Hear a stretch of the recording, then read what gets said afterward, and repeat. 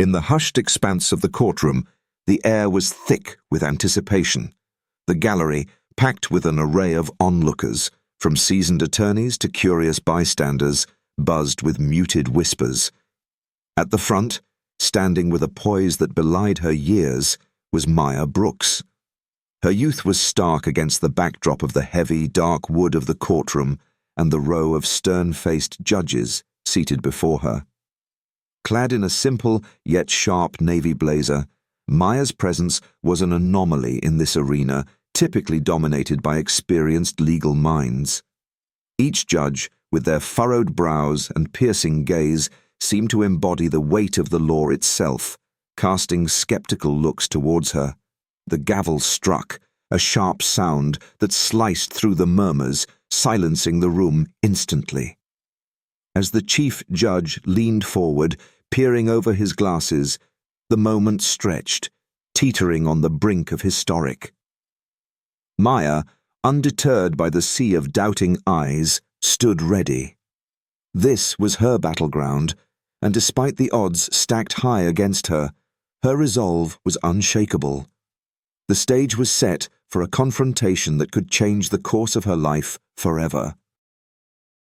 Before we dive into today's story, we'd love your support.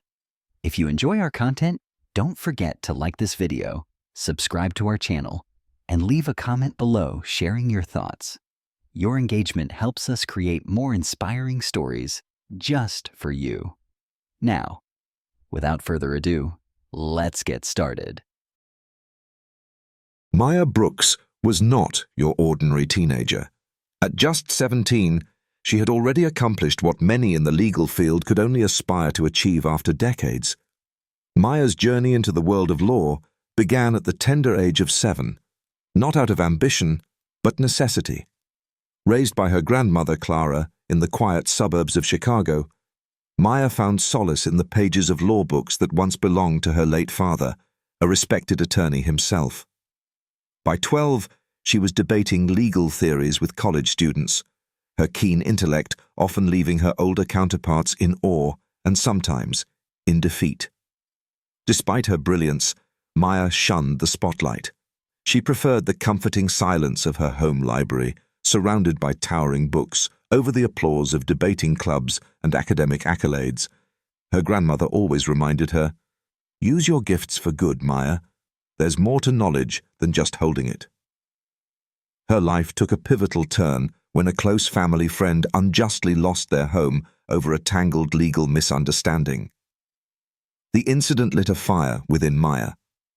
She delved deeper into studying law, not just as a scholarly pursuit, but as a means to fight injustice.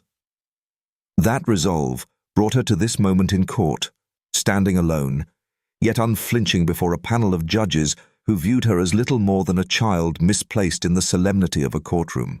The case was peculiar, involving a local business accused of fraudulent practices that had ensnared several of the town's residents, including some of Maya's own neighbors.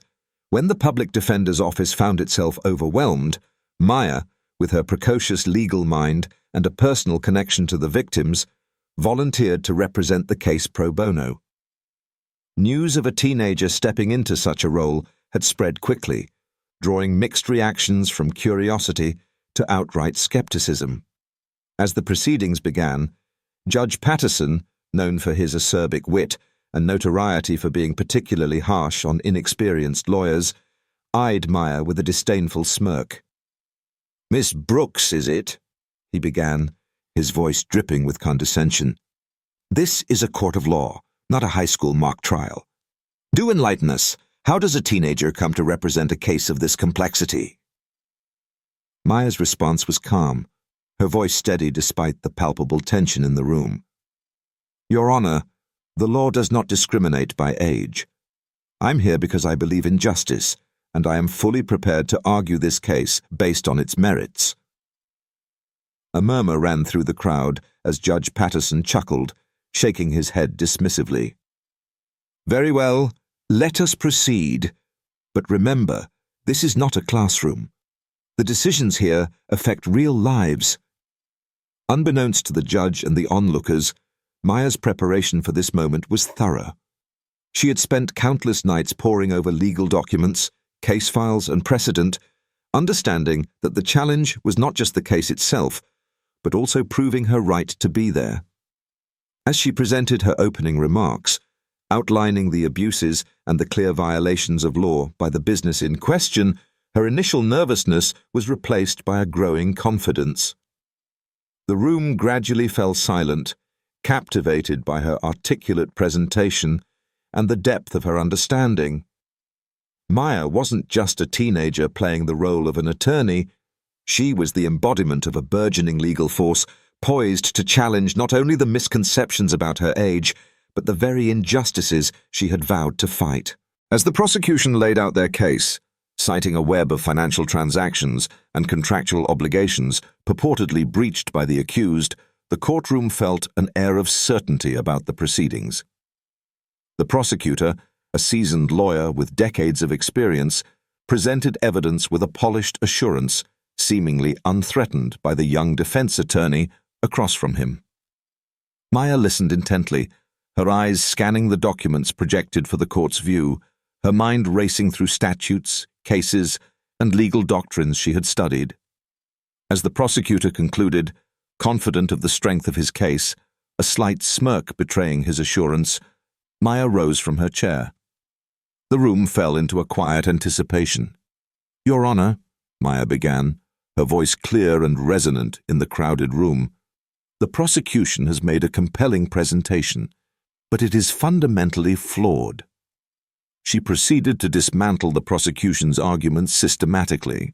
Pointing to the screen displaying transaction records, Maya highlighted inconsistencies and misinterpretations of contractual terms that the prosecution had overlooked or misrepresented. She cited precedents, her words flowing with the precision of a seasoned lawyer, each citation supporting her arguments that the accused's actions were in compliance with contractual obligations and misrepresented by selective presentation of evidence. According to the case of Henderson v. Crown Corporation, as stated in Section 14, Paragraph B, Maya continued, her argument building in strength as she cited similar cases.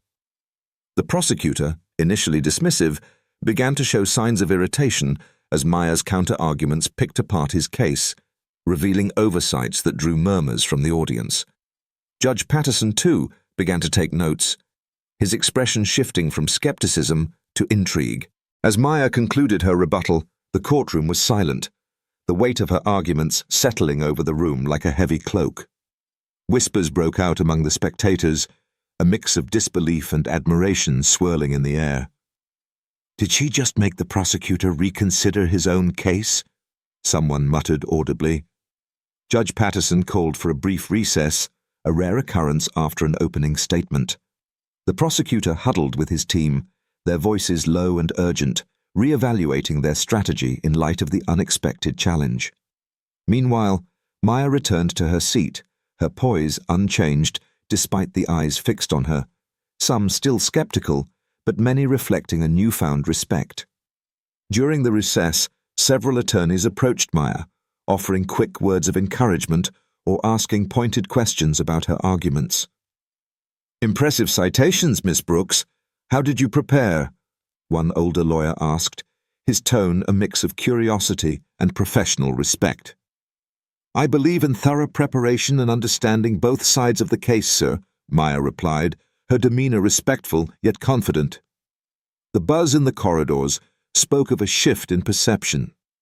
Maya was no longer just a novelty act in court, but a formidable opponent.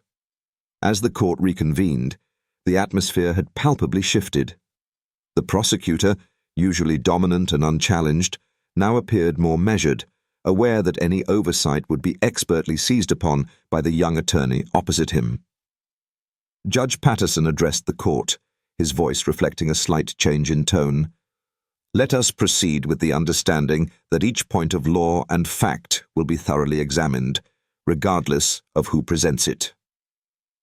Maya's next few exchanges with the prosecution were sharp, her questions piercing through the facades of confidence that the witnesses for the prosecution tried to maintain.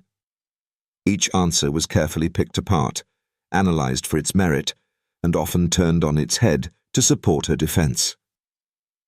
The crowd, initially entertained by the novelty of a young girl in court, now leaned forward in their seats, engrossed by the legal acumen being displayed. Maya Brooks was no longer just a young girl out of her depth. She was a warrior in the courtroom, her weapon of choice being her intellect and her unwavering dedication to justice. As the day drew to a close, the tide was clearly turning, and it was apparent to all who witnessed the proceedings that this case was about more than just legal statutes and contractual disputes. It was a testament to the power of preparation, intellect, and the pursuit of justice. As the trial progressed, the skepticism that had initially clouded the courtroom began to dissipate, replaced by an atmosphere charged with anticipation. The moment of reckoning arrived when a crucial point of contention arose regarding the interpretation of a complex legal statute.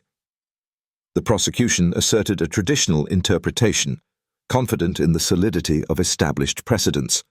Maya, standing poised before the court, requested permission to approach the bench. With a nod from Judge Patterson, whose demeanor had shifted from condescension to cautious respect, she walked towards the judge, her steps measured and confident.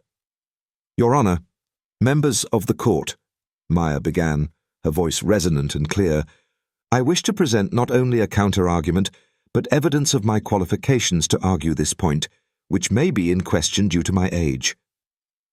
From her briefcase, she extracted a slim folder, the contents of which caught the light of the courtroom lamps as she handed them to the bailiff. As the documents made their way to Judge Patterson, the courtroom fell into a hushed silence. The papers fluttered slightly in his hands as he examined them. A copy of Maya's early graduation diploma from high school, her accelerated college degree certifications, and, most strikingly, her bar exam results, passed with distinction at an unprecedented age.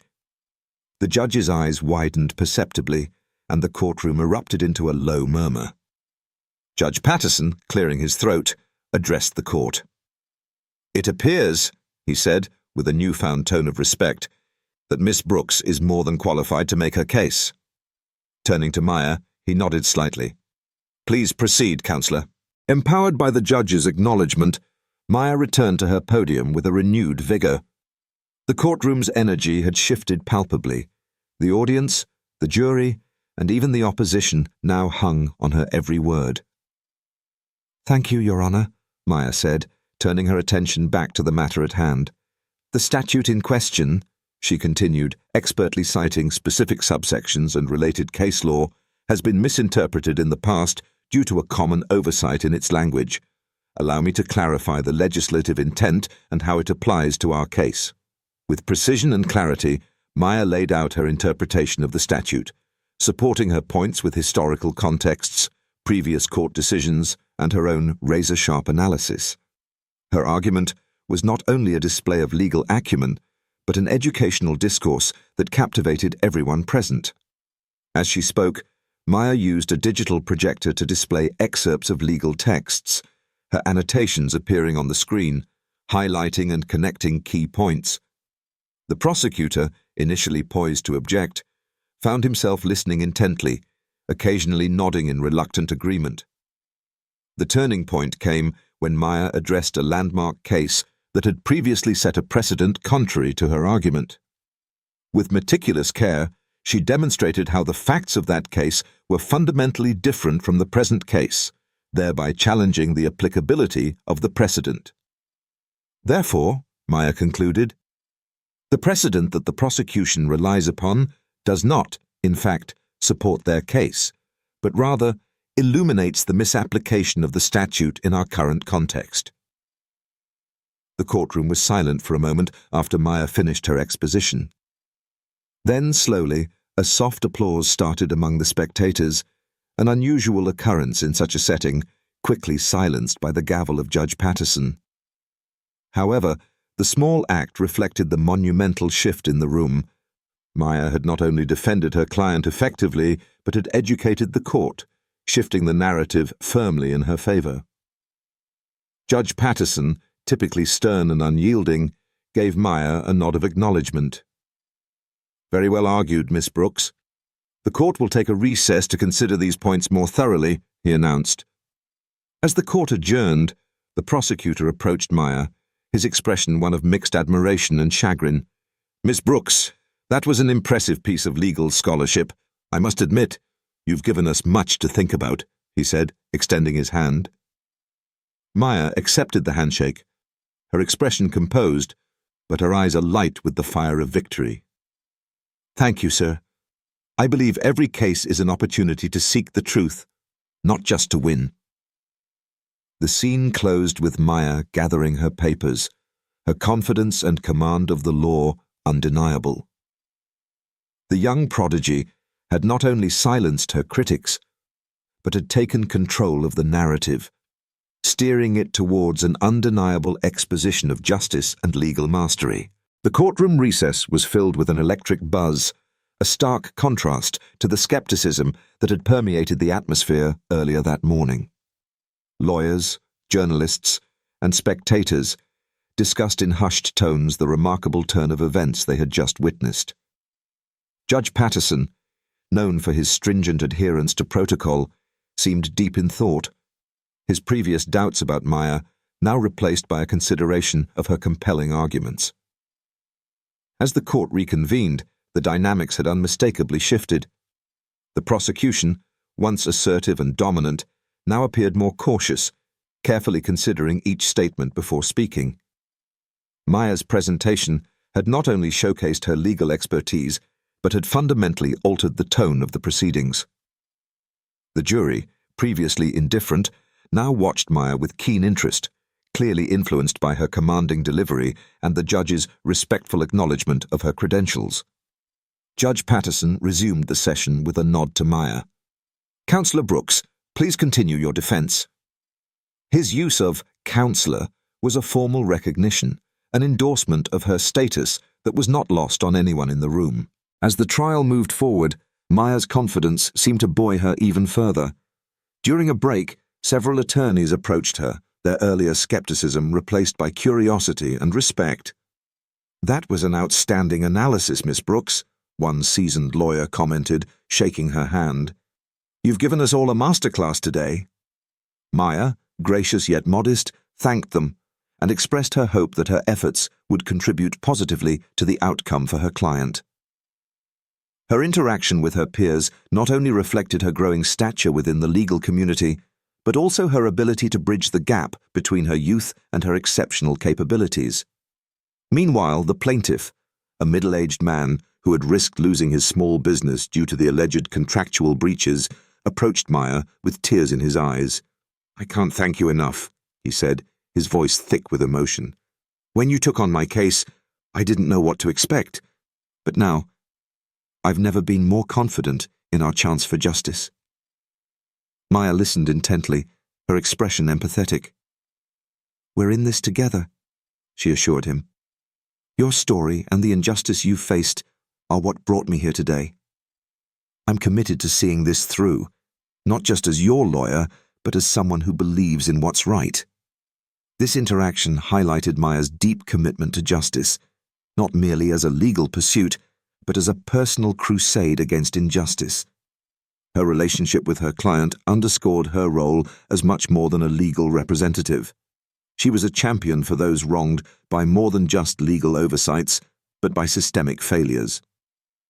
As the trial neared its conclusion, the impact of Maya's earlier revelations continued to resonate. The prosecution struggled to regain their earlier momentum, their arguments now seeming to lack the conviction they had before. Maya, on the other hand, continued to press her advantage, her every statement and question sharpening the focus on her client's righteousness and the prosecution's lack of substantive evidence. The session ended with the judge commending both sides for their vigor, but noting the particularly impressive performance by the defense. Miss Brooks has reminded us all, Judge Patterson remarked, that the law, above all, is about justice and the courage to uphold it, irrespective of the odds. As people began to leave the courtroom, the murmurs were not about the novelty of a teenage lawyer, but about the emergence of a new legal force.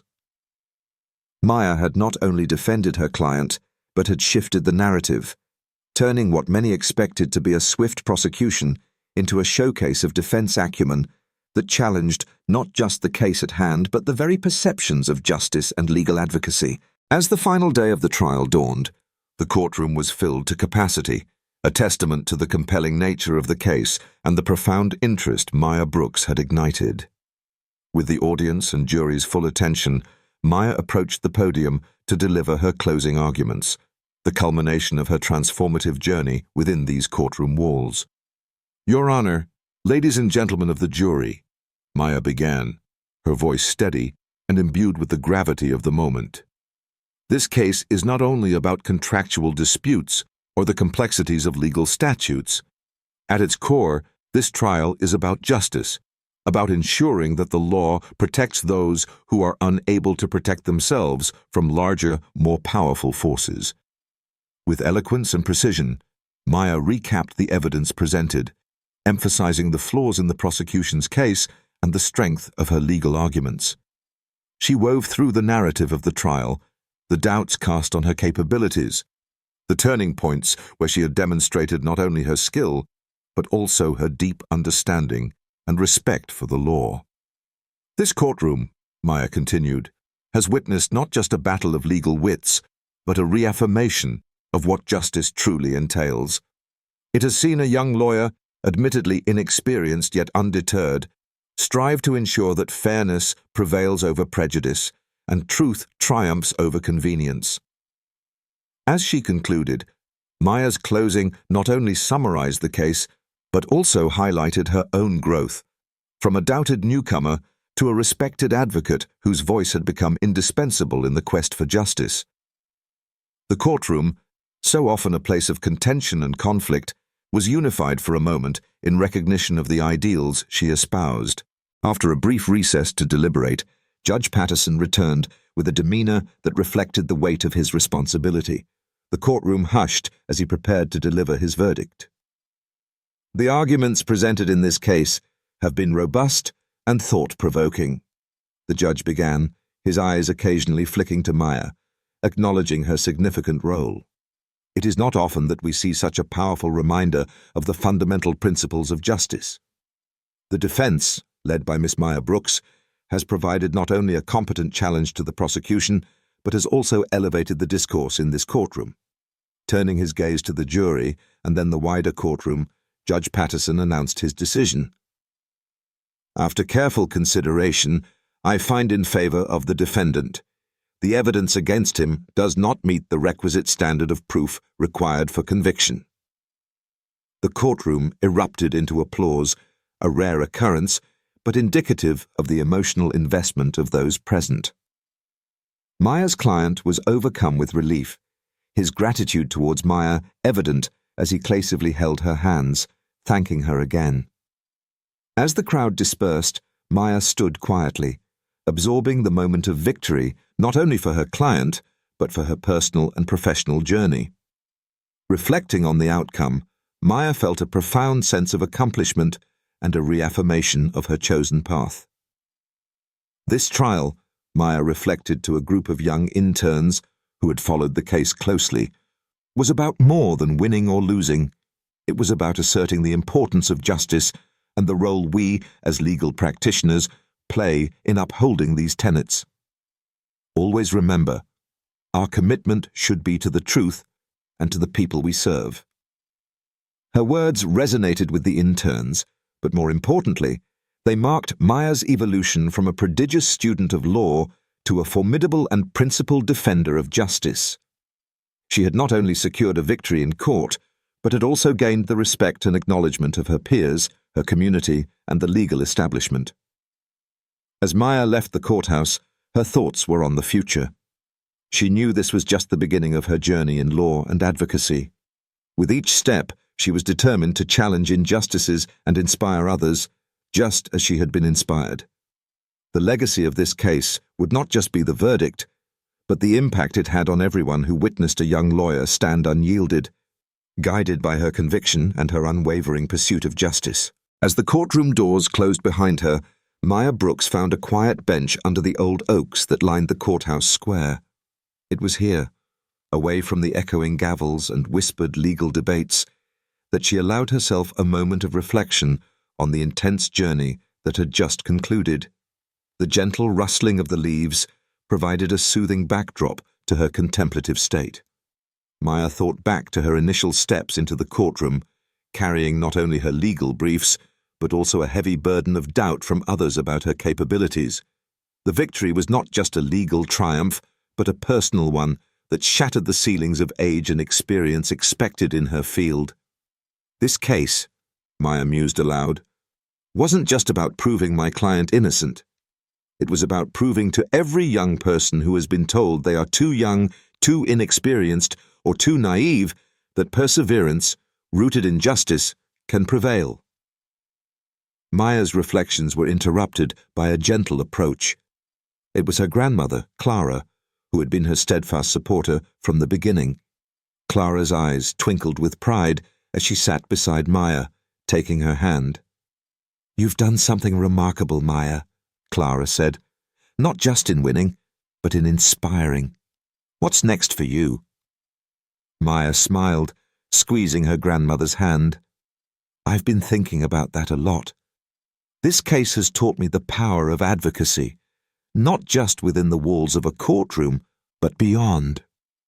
I want to start a program for young legal minds to mentor and guide them. Many don't get the opportunities I had. I want to change that." Clara nodded approvingly. "And you will," she affirmed. "You have the determination and now the platform. Use it wisely." Maya's thoughts turned to the broader implications of her victory. She had challenged not only the specifics of a legal case, but the underlying biases that often pervaded the justice system. "This victory is a testament," Maya continued, "that the law is a living, breathing entity that must evolve with society. We must be vigilant, persistent, and always guided by what is just and fair." The lessons of the trial were many, but for Maya, the most enduring was the importance of resilience. "I faced skepticism and ridicule, but I stayed true to my course," Maya reflected. "Every young person should know that it's not the criticism of the crowd, but the courage of one's convictions that defines us." As Maya discussed her plans, she spoke of expanding her reach, writing about her experiences, and engaging in public speaking to advocate for legal education reforms. "Justice isn't confined to the courtroom," she asserted. "It's in schools, it's in our communities, and it starts with how we educate and empower our youth." Clara listened, her heart swelling with pride at her granddaughter's ambitions. "You're going to change the world, Maya," she said softly. Maya looked around the peaceful park, the late afternoon sun casting long shadows on the path ahead. "Maybe, Grandma," she replied thoughtfully. "But even if I just change one person's world, like we did in this case, that will be enough. Each small victory is a step towards greater justice." As they stood to leave, Maya felt a renewed sense of purpose. Her journey through the trial was arduous and fraught with challenges, but it had clarified her vision for her future. She was more determined than ever to be a voice for those who felt voiceless and to champion the cause of justice wherever it was needed. Reflecting on her own path, Maya realized that her story was one of many in the vast tapestry of the legal profession.